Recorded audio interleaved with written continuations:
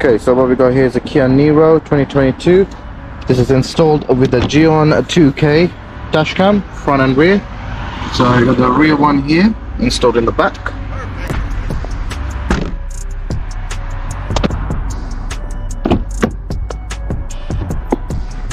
And we've got the front one here, beautifully installed.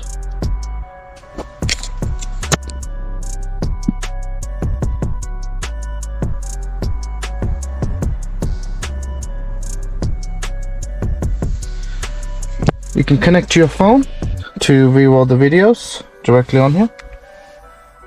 So you can see the front camera and you can see the rear camera as well. All the video files are easily accessible and you can be downloaded straight to your phone, and you can also watch it on the phone as well. If you want this installed on your Kia, see the link down below. Thanks for watching. Make sure to like and subscribe to our channel for more videos.